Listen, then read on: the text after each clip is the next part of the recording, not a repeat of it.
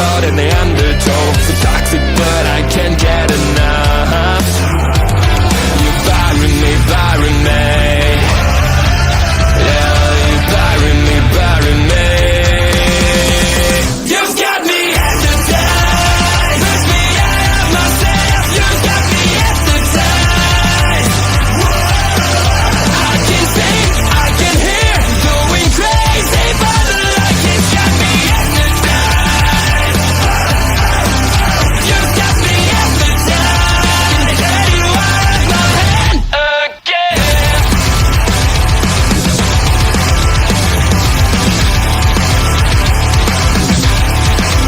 Is it wrong? Is it right? It's like I've won my final war without a fight. I'm out of control, about to blow. I've been caught in the undertow. Toxic, but I can't get enough. You bury me, bury me. I know you bury me, bury me. You've got me hypnotized. Push me out of myself. You've got me hypnotized. I can see, I can hear, going crazy, but the light has got me hypnotized. You've got me hypnotized. Get you out of my head. Get you out of my head. I am in misery.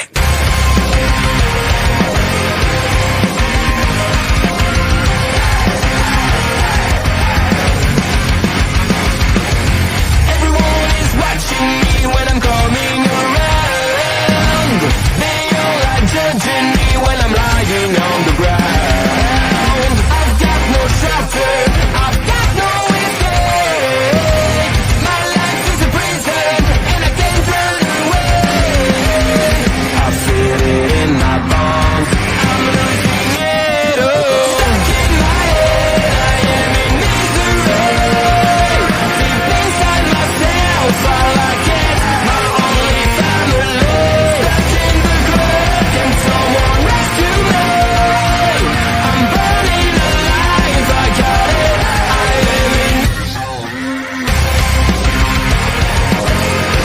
am in misery.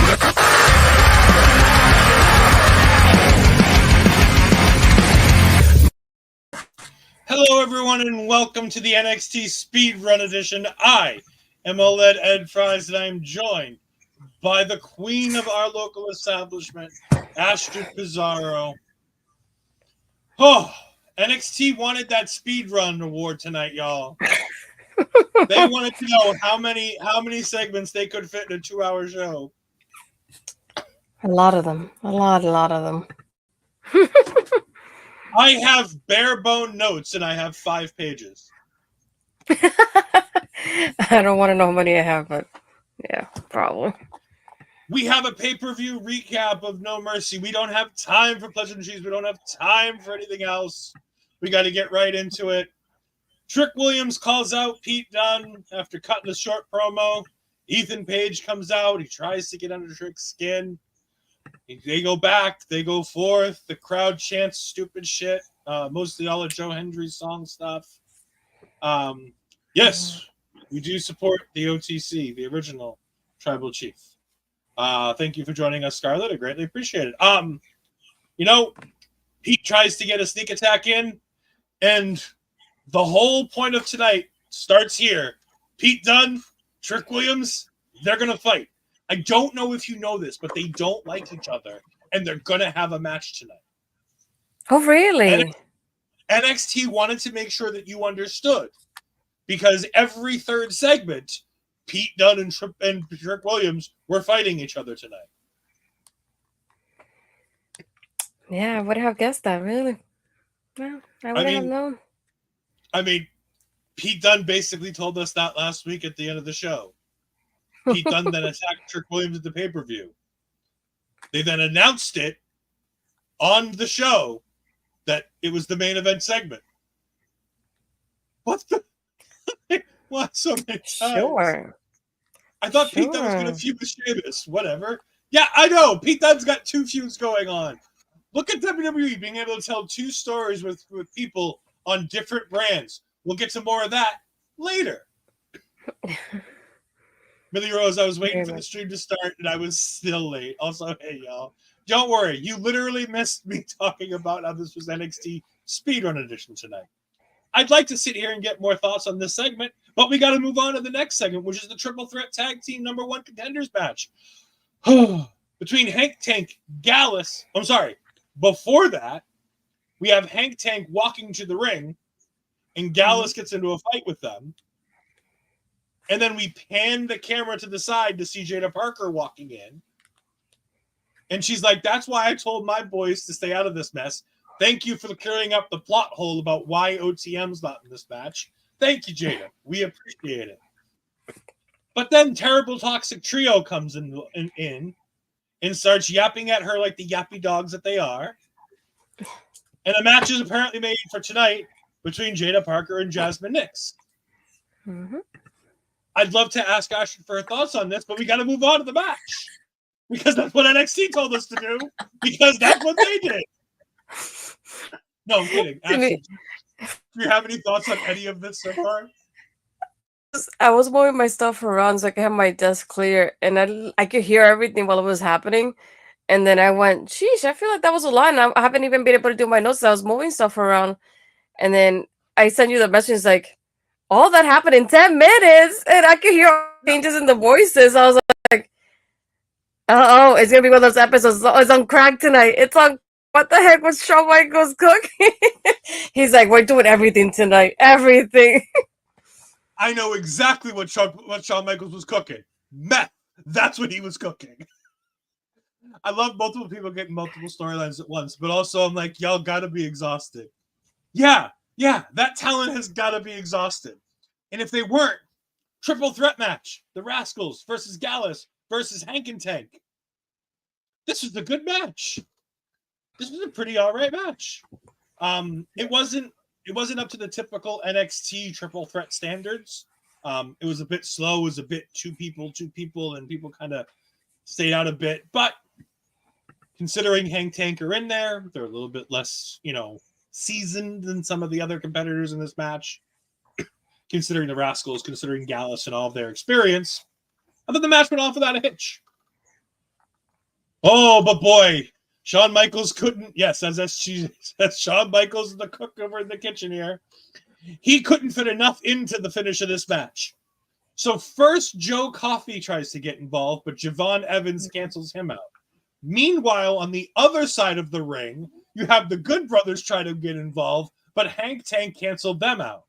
Then Hank Tank gets attacked by the Wolfgang, but then the Rascalz attack both of them, and they do the double swanton dives off the top rope to pin Tank to win the match and earn the opportunity to face Naxium. Jesus Christ. It was a lot. Wayne is in here buying all the Tank stock. You can have it. I thought they were good today. They didn't get out of the way. I thought they had a good match. I didn't hate them. But I certainly didn't want them to win. And they didn't. So good. The thing that made me laugh about this, though, when you see the person in the hoodie towards Hank and Tank, at first I thought it was Wesley going towards the Rascalz. So I was like, oh, it's Wesley. And all of a sudden I see Gallus. I was like, never mind, it's not him then. Okay, good to know he's not going to be on this show then if he's not a part of this. But can I tell you, I love Trey Miguel in this match so freaking much. He has such a different and creative offense. I just loved it so much. At one point, he did like a step up in Zagiri, and holy crap, it looked incredible. It really did. I was so happy that he was in this match. I loved his part. I just didn't want Hank and Tank to win. Sorry, guys. And Gallus are not my favorite. So, of course, it was the Rascalz for me. So I'm glad they won. You're muted. I know Mark Talks Wrestling is very unhappy that Gallus lost. He is their number one fan after all. We do have Scarlett coming in here trying to be a bully, saying, who watches NXT when you have SmackDown and Raw? Most people, because NXT is a superior program to both Raw and SmackDown. Mostly because we don't have to deal with 16,000 Samoans on one show, or we don't have to deal with Drew McIntyre and CM Punk fighting over a friendship bracelet on the other show. So honestly, when you want to watch professional wrestling, you watch NXT. Also, it has the most deep and definitive women's roster in all of professional wrestling, with the exception of Stardom. Got to caveat that with Stardom. Because NXT is fire. Preach. By the way, you're entitled to love Raw and SmackDown. I watch them on a fairly regular basis. However, I never miss an episode of NXT. It doesn't have anything to do with having to talk about it every week on a regular basis either. SCG says also most wrestlers were developed in NXT first. We're getting to a higher percentage of that right now. I think we're still at about 20-30% on the main roster, but we're getting more and more every day. I wish we could talk more about all that, but we got to keep going because NXT keeps going because they never slowed down tonight. Just like our next guest, Naxium, talking to Sarah Schreiber, talking about their next opponents, the Rascalz. But we don't want to just talk about them when we can see them. They come in from the other side. They start going back and forth. I believe it was Nathan Frazier who says, what, you think changing partners is going to make a different story in your result here? And he goes, hey, at least I know this partner won't turn on me and we're focused on the same thing. Can you guys say the same thing? And Nathan and Axel would just look at each other like, yeah, we're fine. And then the Rascalz start to walk away. And Frazier goes, who has singles gold, huh? This is going to break me. I can't take this match when it happens. I won't be able to. Next week. We found out it's happening next week. WWE, by the way, if you didn't know it already, based on the cards that we're getting booked for next week is WWE week. Wait till you see what NXT has in store for you. Because, boy, is there a lot on there. Broken Astrid. I'll be broken after that match. I can't wait for Naxium to lose to the Rascalz and then have Axiom turn on Nathan and take off his mask. I think that would completely break Astrid completely, and that's what I'm now hoping for, because that would be fun. We get Lexis King coming out for his match with Oro Mensah. But first, we have a dude. I saw his name later on, but I honestly don't remember that and don't care to go look it up. So, random dude NXT backstage person, because Kelly Kincaid was obviously unavailable tonight. So it tries to interview Trick Williams backstage, but not too quick into the interview. Shockingly, Pete Dunne attacks him. Again, if you didn't know it, Pete Dunne and Trick Williams are having a match tonight. Oh, really? We then cut back to the ring where Lexis King wrestles Oro Mensah. But honestly, this match pales in comparison to Lexis King saying, and I quote, now I'm becoming Michael Cole from the Anonymous Raw GM. The Anonymous Raw General Manager Lexis King said, and I quote, your father should have burned to ashes.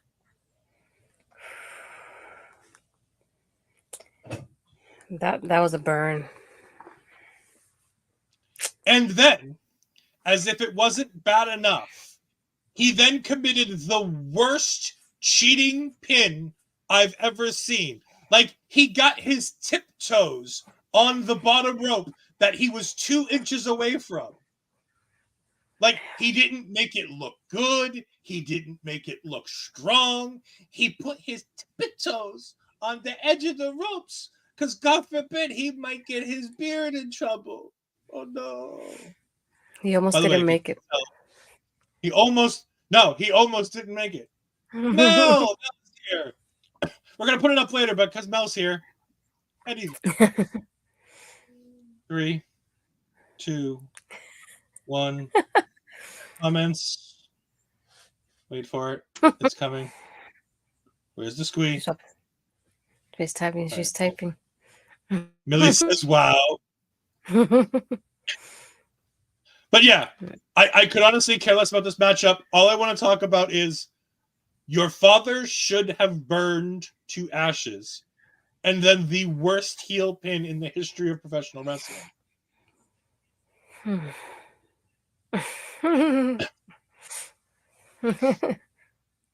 A worser one. A worser one. Worser. And then there's the tweet. It's because she was typing the other message. Yeah. Bye, Eddie. Bye, Eddie. See you later.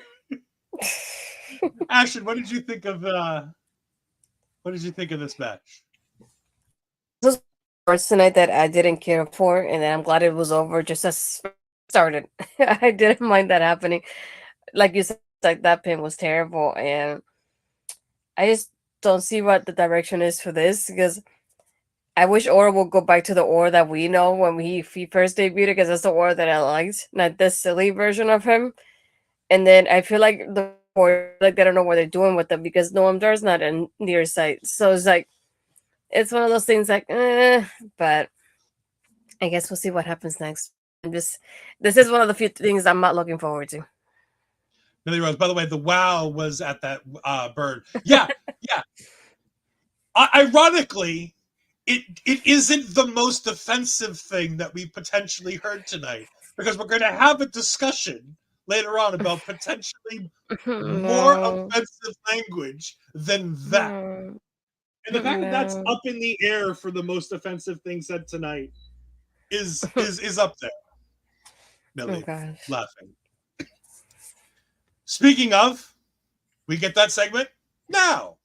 The D'Angelo family is backstage complaining. No, not this D'Angelo family. Yeah, not this D'Angelo family, the other one. The other one. And then Oba Femi walks in. And he starts talking to them, and they all start going back and forth. But then Rizzo says something, and Oba Femi says, and I quote, "In many cultures," don't forget those first three words because it makes what comes next a lot more bearable. "Women are meant to be seen and not heard." Now, I will start by saying I'm very glad the next thing that happened was Tony D'Angelo coming in and giving Oba Femi hell for said comment. That makes it, one, more bearable to hear because NXT knows it has to be answered. Also, I would like to say that at least Oba Femi said in many cultures, probably the one he was raised in especially, probably would have had something like that be the way life would have been done. It's not a good way to look at the world. I like how you thought it was for us. No, they didn't say offensive things to us. We just heard the offensive things said on NXT. Astrid. Again, with the bit. What? The actual look. I'm talking and covering because Astrid gave me a look. All right, Astrid. I've defended NXT about as much as they can be defended. Your thoughts? I'm just glad that Tony gave good timing on this, that he responded. And he said, in my culture, we talk to a woman like that, he said you get slapped or something like that. But he responded right away. But I was like, on a show like NXT, who has such a strong female presence, why would you have Oba Femi, of all people, say something like this? Because Oba, even though he's a heel, he's very much loved by the audience. So why would you put him in this kind of pickle at the same time? I wouldn't have, honestly. I wouldn't have said anything like that. I would have just left the locker room, if anything. Just like, I'm not going to even listen to you because I'm here for Tony. I'm not here for Rizzo, rather than this response. Yeah, it was a puzzling response. Again, I don't think it's anything to freak out over. I think, one, in many cultures, puts it as it's a cultural, ideological discussion, which rational people can have and discuss of whether or not it's a good idea, bad idea. Two, The fact that Tony comes right in response to said comment makes it known that NXT understands the level of potential issues that they're treading with the statement. And again, I don't think that that's an appropriate statement. However, I also don't have an issue with somebody saying said statement. I cannot believe and think that they're wrong while also allowing them to have the ability to say said statement at the same time. And by the way, it's one of the least offensive things that I've heard on wrestling today. Most of which involved Hulk Hogan, which is a whole other bag of words. No, you thought I was talking about the thing that I said we weren't going to talk about. No, we're not talking about that. I was talking about the Hulk Hogan bullshit. Oh no, we're not gonna get there. We're gonna be here all night. I don't have time for that. I know. I wanted to talk about that, but we can't because they make a match between Stacks and Femi, which I'm like, great. That'll be a great match next week. No, it's later tonight. I thought this was interesting though because because of the pay-per-view, we do get the Tony kind of injury situation. So not only did he volunteer Stacks to take on Oba, but it happening tonight, not even later on, that next week, that he can prepare really for it. But he also gave a look of it's like I put you right in the lion's den kind of situation, and he looked at him like, yeah, so that's happening tonight. Yeah, so it's like that kind of look, and I was, oh, Tony, so what's really happening here? Because I'm just curious now. To volunteer Stacks, and I'm glad Stacks didn't give him a look of why would you put me in here kind of thing. So I was surprised about that end, but I'm glad he stepped up the time. Bobby, I'm glad you're here. We've speed run through about the first 30 minutes of the show so far because NXT decided to speed run. We talked about 7 segments, talked about 2 incredibly potentially offensive comments by NXT talent on television. Not even things that happen behind the scenes on television. The Overlord has arrived. Yeah. Yes. Bobby late. Yes, Bobby is indeed late. He was visiting Papa Smokes this evening. The Papa Smokes. But Tatum versus Rosemary. Tatum comes out for that match. But first, Gallus is very, very angry while the Candy Crew is walking backstage. And then Red Sinclair, God, this woman. To use a line from Femi, Charlie wishes that Ren Sinclair would be seen and not heard. And he said as much to her face. About 5 seconds later, when Ren Sinclair almost gives one member of Gallus an opportunity at the Heritage Cup. To which I don't want to say he tried to kidnap Ren Sinclair, but it looked like he was going to kidnap Ren Sinclair. He grabbed her and covered her mouth and pulled her to as closely to his body as he could to shut her up from offering a Heritage Cup match to Gallus. Yeah. By the way, I love the idea that Charles needs you to quiet down because Miles has sensitive ears. Oh my god, and the reaction from the crowd about that one. The timing was great. It was like you could hear this little chuckles from the crowd as she said this. I was like, I like the timing that she has with Charles, as she calls him, because I feel like it's going better than I thought it was gonna be, but still not what I hoped for her, to be honest. But the fact that she goes, yeah, I can get you a match. You want your name on that cup? Let's put your name on that cup. Come on, let's go. Might as well say that because that's what's going on here. But it'll keep happening later on. Charlie tells her that she needs to stop, listen to people's reasons why they want a cup match, think about it, and then get back to them. Well, hold on to that thread. We'll get back to you on that later.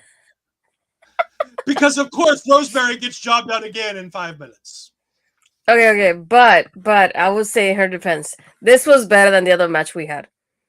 If I could pick between the both of them, this was a lot better than the Kalani one, because the Kalani one felt like it was quicker, so it almost feels like a squash in a sense. But this one felt better, and I don't know who Tatum's let's say, watching, studying, whoever it is, she's doing great because I feel like every time she gives us something a little bit different, I'm like, where did that come from? Because I hadn't seen that before from you. So first, I do like the fact that Wendy is accompanying Rosemary here, continuing that story that we have with the spoopy gal so far, and I just love the teaming here. And Tatum did so great in this match. It's just like I have like even no way of describing what she did, but she really showed out during this match, and I feel like it was great with Rosemary. I'm glad that at least the Booker came out. He's like, I did some research on Rosemary. She's a one-time knockouts champion. I'm glad they said knockouts, and like a four tag team champion. I was like, oh, finally you talk about her. It's like I really wanted that, but I thought it was ironic as well because having Tatum win, I feel like she did great here. And then we have Wendy attacking her, Rosemary helping, and we get the ladybird that was watching us on Sunday night when we were doing the review with Justin. So we get the return of Lyra Valkyria. I do like the tweet from Wendy of like, you have the brain of a bird, I think is what she called it, because of the attack. Yeah, it's like you forgot what happened between you guys. But I like how she looked at her, she hugged me, and then she came over and hugged her, and I was like, my feels. I just loved it. Yes, indeed, one of the most wholesome things to happen tonight. Tyra is back together, everybody. Tyra back together. By the way, I love how everybody was all like, oh, Natalya's coming back next week on Raw because Lyra's teasing a new person coming back to Raw next week in Calgary. It's gonna fucking be Tatum Paxley, isn't it? Probably. Oh, that Canadian... If it's Tatum instead of Lyra, that Canadian crowd is going to shit all over that segment. Yeah, probably. They getting natty and they don't. Oh, good God. My heart too with the spoopy girls.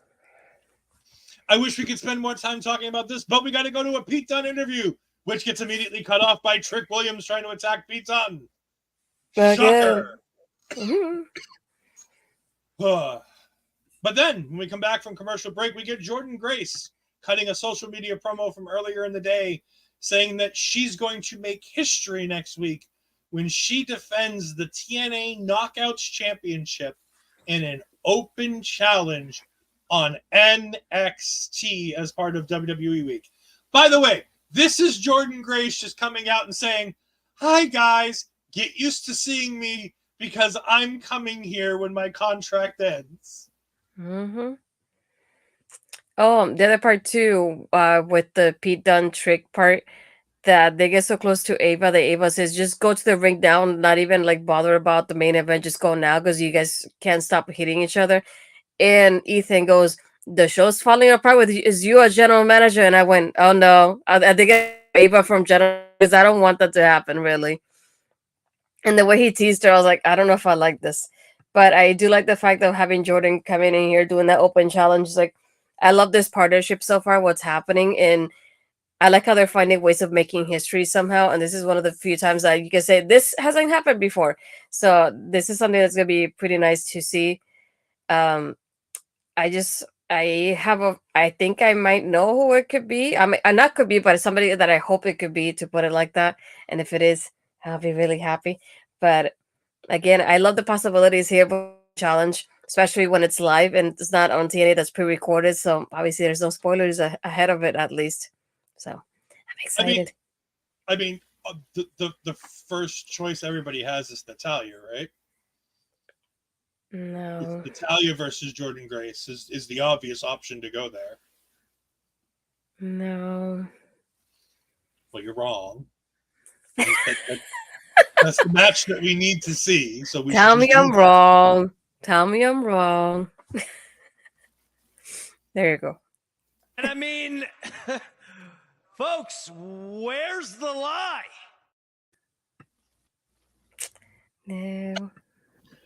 By the way, this all happened in the first hour of the show. Yep.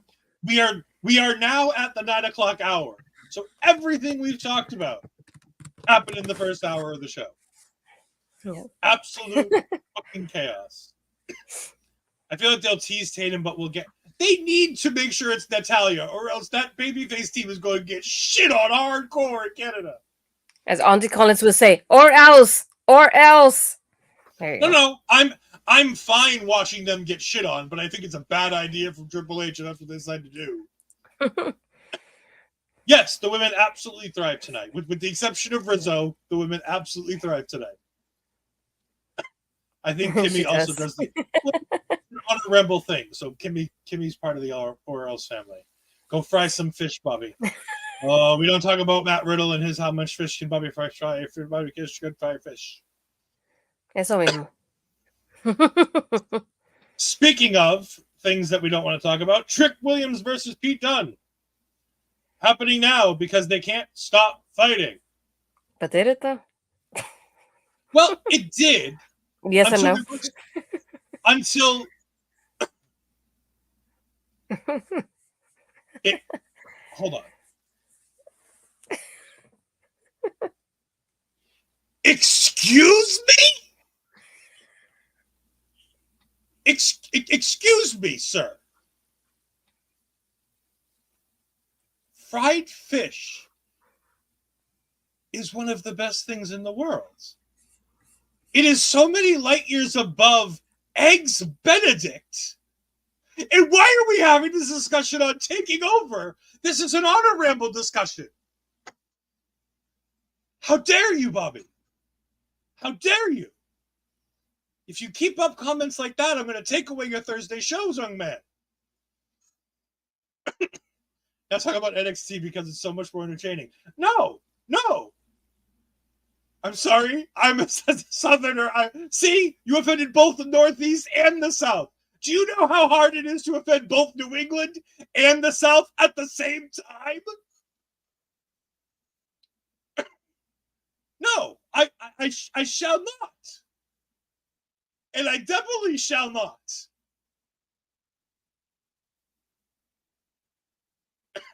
No. Chips aren't even chips. That's French fries. The English don't understand anything about food. I'm sorry, fish and chips are terrible too. There's no seasoning in there. No, I'm out. And Millie's like, even she hates catfish, and she still understands how much fried fish is good. It has. Now I know how Auntie Collins feels with all these awful people going into her chat and telling her terrible things about food. I will beat you all right now. Nobody can win over the Spanish food. We have flavor, okay? A lot of people don't, so. And unfortunately, Astra's been muted. I apologize. Astra's been muted. I think Spanish food is fine. I mean, it's not the best food in the world. It needs help, but it's definitely not the best food in the world. No. Fried fish has all the flavor you want to put in it. When you spice the batter and you put the beer in the batter and you get everything all nice and neat and you do it. Oh, look, Ed's mic got muted. Let's go ahead and continue on with the show. So we ended up having... There we go. Things are so much better now. Oh, good God. This show is off the fucking rails. This is what I get for having you as a co-host. Yes, this is indeed what you get for having me as a... Anyone who calls food bangers and mash is the classiest. Oh, God. That's a Mark thing. You're welcome, Mark. Focus. Ed, focus. Ed doesn't know how to do that. The food talk gets here. So we just need to have a food show once a week that we can all do this during a show that actually talks food. Yep. Speaking of people who need to get eaten, Ridge Holland comes in and cuts a video promo where he talks about why he turned on Shea Shoe. And essentially that's because of the fact that they get one big win and then they blow it, which isn't necessarily untrue. He then says that the step-by-step destruction of NXT starts next week. And to Thea Hale in specific, I'm going to love every second of it. He stepped on the trophy. That hurt. He He did. said He the crushed the classroom, trophy. new look, new classroom, and he said, "I'm gonna do what Duke couldn't do." I was like, "Oh no, the classroom!" I thought it was gonna start burning on fire or something like that to get them like a new Yep. classroom. So I was expecting like when he dropped something, I was expecting to drop something that would cause a fire in the room. So when he dropped it, it was a trophy. And he stepped on it. I was like, "Okay, we're safe for now, at least." But I thought it was funny that he even in the video package he says like I tried doing something new when he shows up when he gave him the new shirts with the colors reverse. Like, dude couldn't do any of this, but I did it. And every time I did something, they criticized it. And he's like, and Riley's no better. Riley does the same thing too. So it was just funny. It was a great promo from Ridge, believe it or not. Yeah. Again, Chase U has brought out the best in Ridge. Now just think about how great things would have been if Okada would have signed with NXT and we could have had Okada and Chase U too. He wouldn't have to say bitch every week just to get a laugh. We could have revived his career too. Speaking of things that happen backstage, Brooks Jensen's walking backstage and Sean Spears comes up. And he says, I want to tell you something that, a lot of people probably haven't told you in a long time. Thank you. And on top of that, everybody thinks that I'm here saving you. No, Sean, nobody thinks that you're saving Brooks Jensen. But you're the one who's potentially saving me. And I go, no. This is manipulation. And it's at this point that I know that, what's his name? Percy Watson Jr. is in the back reading his book again. Otherwise known as Dion Lennox. I'm going to give you a better... He's gaslighting him. Whereas my brother will say lick gas because he likes to say it backwards instead. So he's gaslighting him.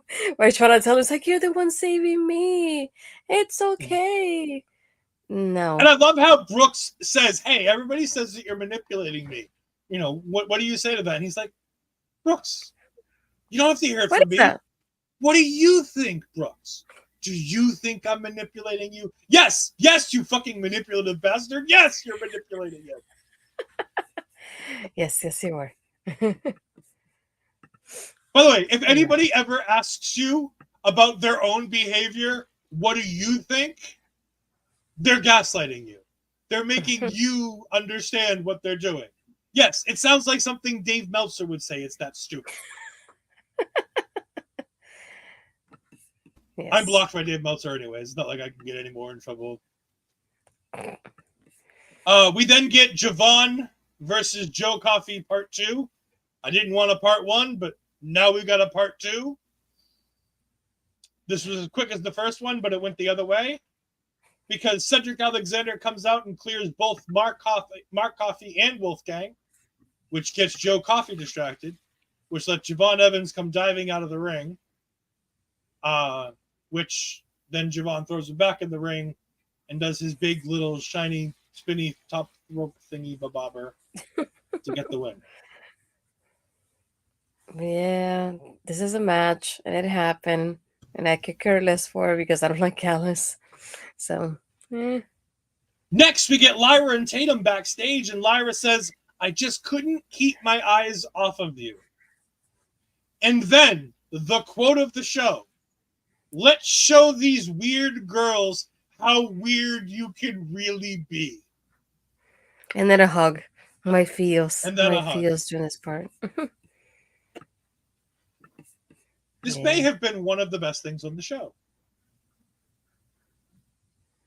It was. Then comes one of the most confusing things on the whole show. Femi versus Stacks. But before we get to that, we do have a comment from Millie Rose saying, hug me, Tatum. Tatum got to wrestle someone who matches her freak, rescued by Lyra, held by Lyra, hugged twice by Lyra. So basically, she's living her best life tonight. Yeah, Javi Bernal is going to be a very, very happy man at the end of tonight, I'm telling you.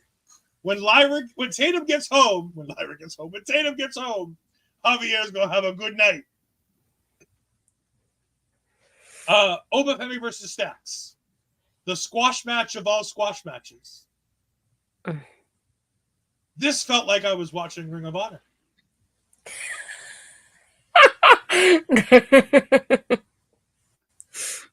It's a proving ground match. I watched two men and a woman on the outside of the ring watch another man get absolutely decimated. And by the way, I love Obafemi. I have no issue with Obafemi destroying Stacks for a good 5 minutes. However, I thought we were building Stacks. Nope. This doesn't build Stacks. No. I feel bad for Stacks after this. And the whole time, Oba's just watching Tony D'Angelo as he beats Stacks down. And he's just watching Tony D'Angelo. Like, not distracted by Tony. He's beating up Stacks so that Tony can see just the stupidity of his own decision-making. Oh, Luca, he's next. Millie does not like the fact that I called this like Ring of Honor. This was the most Ring of Honor match that I've seen on NXT in quite some time. Never would have thought I'd hear that.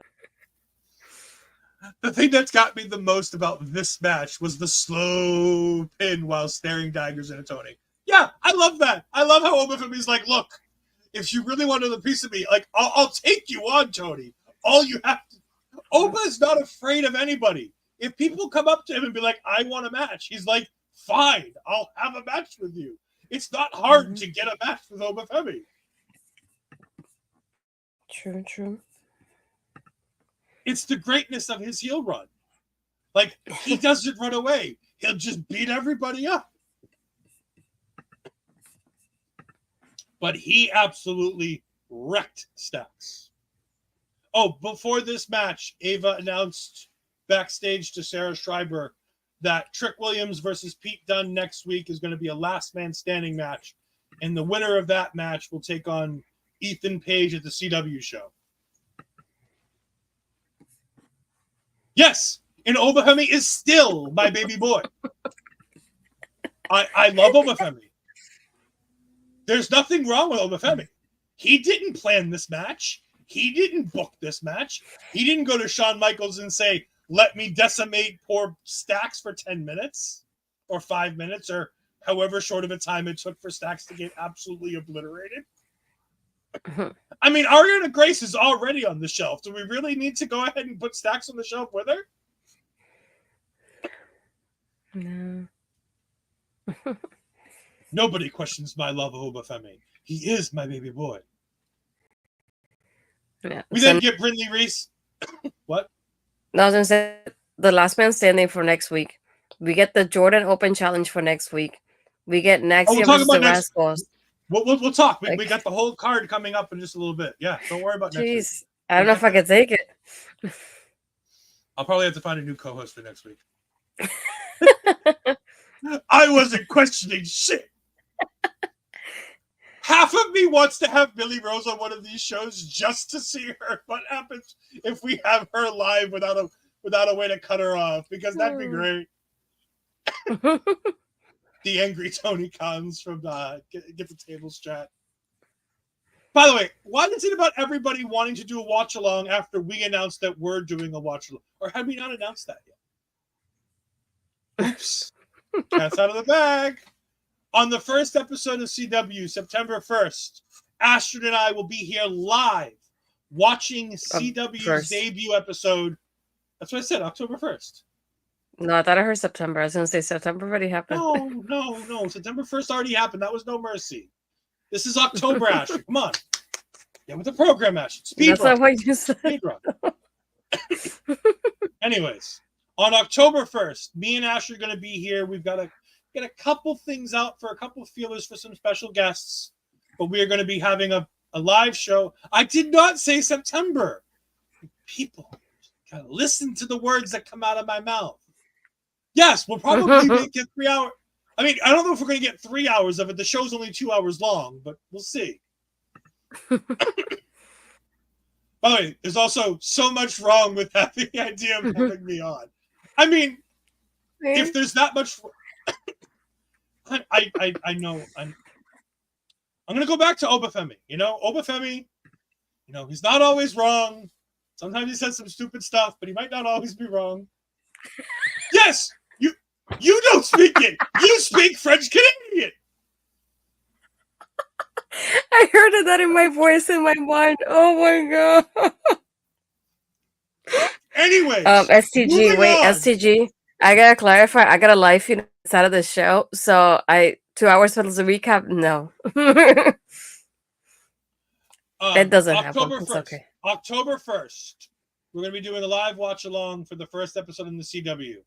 We might do one for the second show, depending what's on the card coming out of the first show. I mean, What? Je ne probably, sais but that's- pas.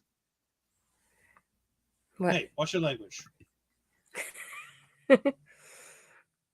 Yes. Shit, where the fuck were we on our notes? Oh, Brindley Reese and Carmen Petrovic. We're talking back. You know what, Mel? Because of all this, I'm not even going to put up Eddie's graphic. Brindley and Carmen were backstage talking about Malik, about Idris. Apparently, one of them had to have surgery after. Apparently, it was Idris who had to have surgery after he got attacked by Yeah. with the one I thought chair about shot. I was thinking injury, and then I remember back and I went, "Oh, from that, really?" But she said Malik has Idris is injured, so I had to take the names to I had everything correctly. No. So they're talking about him. They're talking about Giulia. Ashanti the Adonis, who's listening in the background, finds out about the Malik Blade and Idris Enofe stuff and tries to use that to try to pick up Brindley Reese, which is a scumbag move, which, again, fits par for the course for Ashanti the Adonis because, of course, he's from the top dollar, which, need I say more? But Eddie comes in, makes the save, and he goes ahead and puts he gets ahead and gets Ashanti the Adonis in his corner. Fine, Mel, since you had a bad date, here's Eddie. He's taken by Dakota Kai, but here's Eddie for a little bit. For now. Right, because he's going to pass that up. Anyway, by the way, this is why Daniel Garcia cannot come to NXT. Because if he gets anywhere near that PC, oh, Lordy, there are going to be a lot of problems. Oh, yeah. He's going to be Mr. Steal Your Girl. Anyways, Ashanti the Adonis bitches to Eddie because he's Mr. Platonic, as he called him. And but all he was basically just being a cockblock, according to Ashanti the Adonis.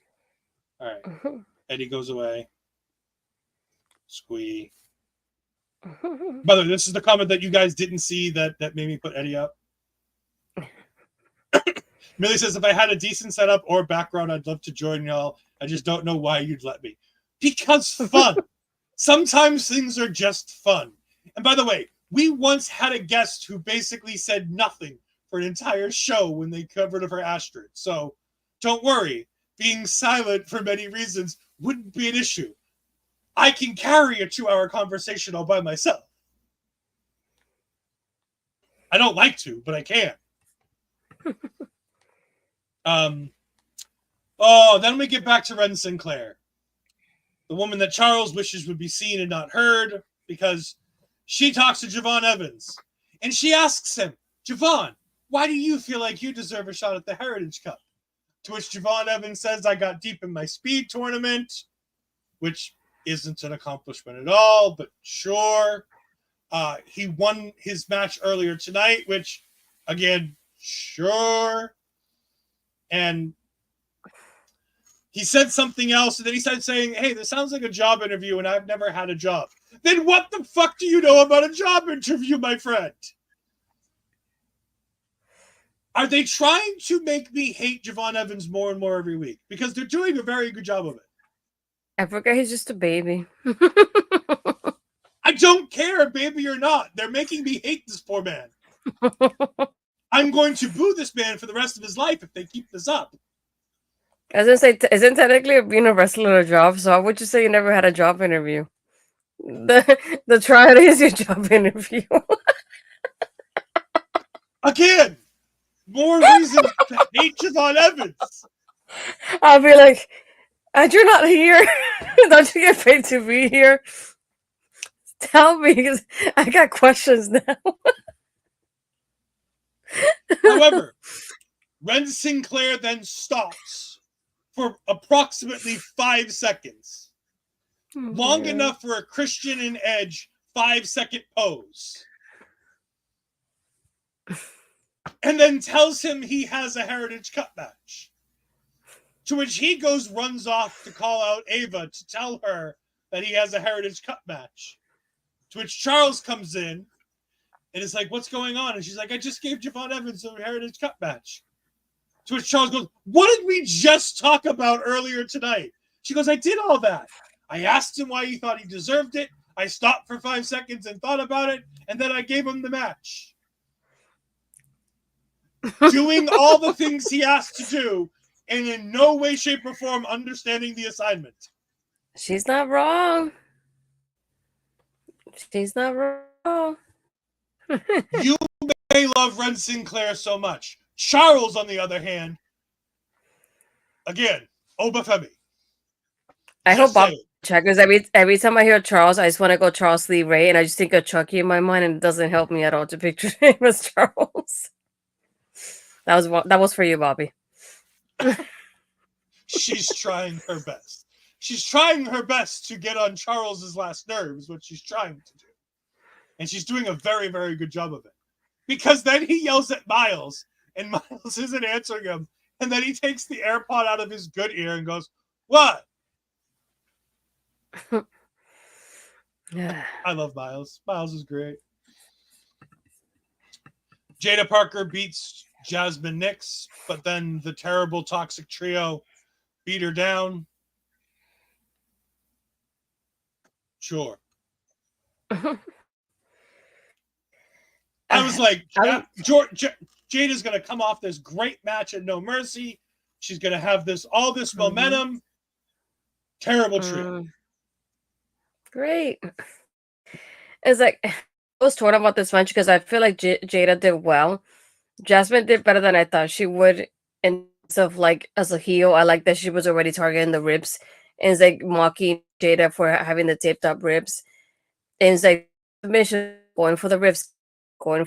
Since like she had that target from the get-go there.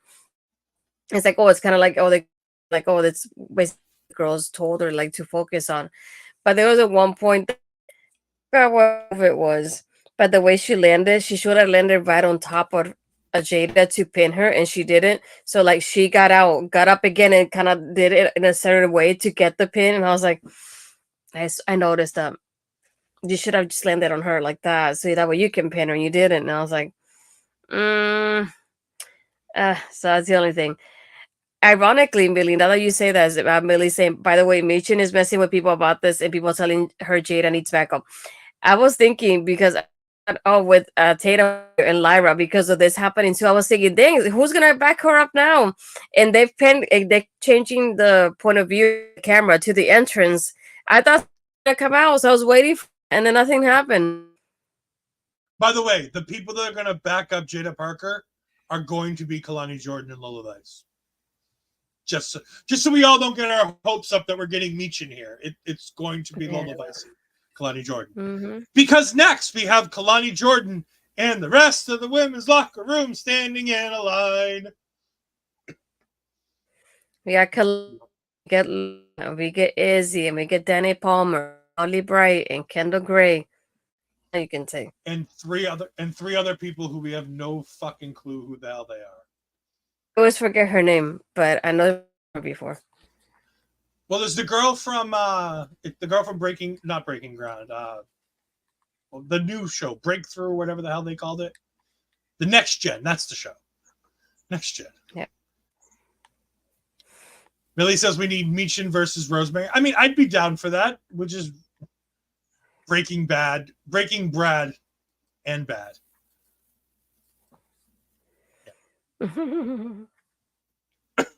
Yeah, they're all talking about Giulia, and then the terrible toxic trio comes in and starts mouthing off to Kalani and Lola Vice, and yep, it's gonna be Jaida and Kalani and Lola versus the terrible trio. I can't believe you missed. What did Jacy say? I don't fucking know. I didn't care. I wasn't listening. It was Jacy Jayne talking. I'll give you something she said. Because we've been talking about it. I know at one point she walked in and she was like, oh my God, is the new girl here? And I didn't know it was Jacy Jayne, and I got excited and I thought it was Ariana Grace. And it wasn't. It was Jacy Jayne, and I got really, really sad, and I missed most of the rest of this. This is only for you, because I know you've been wanting to talk about it. She said, Fatal influence as aura. We have all the aura you need. There you go. They're talking about aura finally. I'm done talking. I'm done talking about the aura. I don't care what it means anymore. I was supposed to mention it on the post show for No Mercy, but then we were live in front of like 30 people, and I felt insecure, so I didn't do it. And then I was going to do it tonight, and then NXT decided to throw 6,000 segments in this show, and we're doing the same thing NXT did, and we've almost speedrun this bitch as we're 55 minutes into the show with 5 minutes of intros, and we're on the last 2 segments of the damn show. Hey, don't be intro though. Come on, people. Tell him the intros are great. He's my intros that I made. There are 3 minutes of intros. YouTube people Between are two not of going them. to sit through. Yes, but 3 people aren't going to sit through 3 minutes of intros. There's a reason why it's on YouTube Live. You can skip the 5-minute intro and keep going with it. Oh my God! Not during a premiere. Not during a premiere. You got to sit through the whole thing during a premiere. Anyways, then just wait 5 minutes after. Next week on WWE Week on NXT. Hold on. I'd approve of the intros if Ed's allowed his like list to be on. Well, I put his likes in on them because he wasn't approving it. She did. By the way, she also put one of the photos that I did message her and go, what the fuck did you use that clip from Ella's show for? Because she decided to use the clip of Ella J being on the show, which is fine. I love the fact that we're using the Ella J clip. We didn't have to use the one of my fat ass in the car where I'm like wide shot so you can see all of my fat ass. Like, we didn't need that version of the clip. There's an entire post show to use, and you use that 1 second of the clip where I'm on the show. But I used a forward button until I found you on the screen, and I screen recorded that. See? There you go. Thank you, STG. Well, how did you mute yourself? What the heck? Who the fuck knows how I muted myself? Next week, Duke Hudson versus Ridge Holland. Pete Dunne versus Trick Williams in a last man standing match.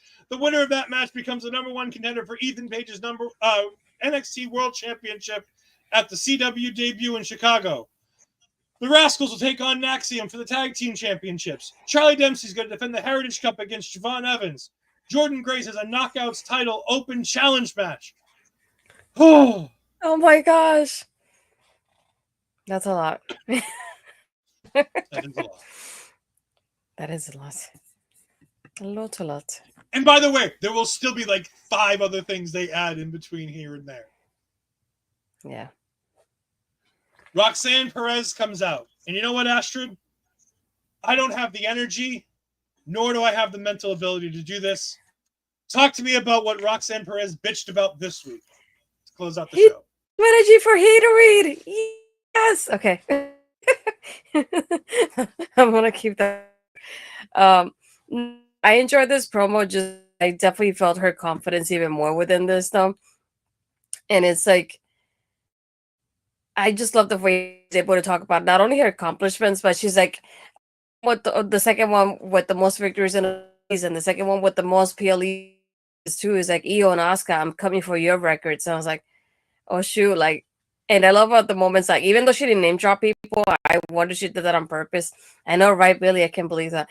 The moment that she says like, oh, people in the main roster are talking about me. Main roster, somebody wants to go out against Roxanne. This person does, and this person does, and one of my favorite things is she says the way she is, what she does. She's like, it cannot be produced, touched, or taught, which is interesting to think about when you have people in the PC. I don't want to say doing that, but on their way to do something like that. Yes, he always meets some SCG, so that's his gimmick. So yeah, the only thing is like the lights turn off.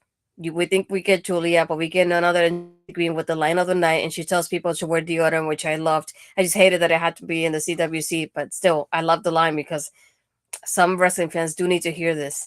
But she interrupted it, and I think she just slapped Roxanne. She didn't get to say much, to be honest, until we get the lights again and we get Giulia. And that woman, like I said, she is definition of aura. like her presence is like none other, to put it like that. She barely has to say anything, and I'm just like mesmerized. Like this woman, I cannot even begin to imagine her wrestling already. Like with these girls here, because we've seen clips of her with other people, but I want to see her with these girls now here. But again, she did great, and she just said to Roxanne, "Me, you, and W," and I went, "Oh my word!" All right. That's it. She did mention Asuka and Io Sky by name when she talked about the 2 records that she's about to break, which I don't think she's actually going to break. I don't think she's going to get another PLE appearance or win. If they're doing this match, if they're doing this match on the CW, I don't think they run it back at Halloween Havoc, to be honest with you. And if they do, she's not winning. So she might tie Io for appearances, but she's not going to break Asuka's wins. No, I think she might tie Io. Most that could be something that's possible. Also, Vic Joseph dropped something, and I think it would be naive of us to not think that this was purposely dropped in. Did you hear what he called Giulia as she walked out? Beautiful madness. In the clip as she's walking to the ring, he says, Giulia, beautiful madness is coming. That's going to be the tagline that goes with her. The only person that has much of a presence, I don't know what this aura thing is, but the only woman in wrestling who has the same presence outside of WWE, because we're taking, for the discussion, we're taking Rhea Ripley out of this equation because the answer is Rhea Ripley. But on an independent level or in another company, the only woman I think that comes close to the same presence that Giulia brings is Megan Bayne. I've watched a bunch of Megan Bayne's matches now that she's back in the States doing shows in the Northeast again, because apparently she's local-ish. She does a bunch of the shows up here. And I've been watching a bunch of the shows that she's been on. She has an immense presence the moment she walks into a room. And that's the same thing that Giulia has. She walks in and all eyes are on her.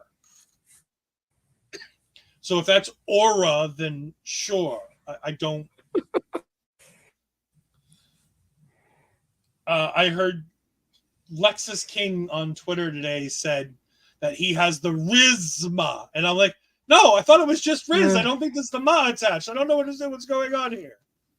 It's only Riz. Don't worry about Lexis. He's irrelevant. No, we're not hearing my definition of aura. No.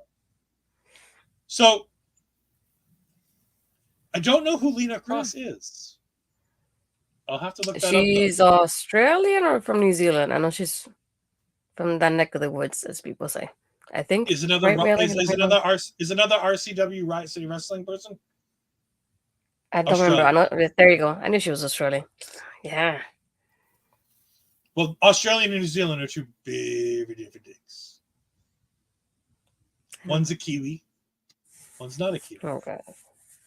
Anyways, speaking of things that are different, where can the people find you this week, Astrid? I'm trying to think. I don't think I have anything else this week. Thankfully. No, we'll see about that.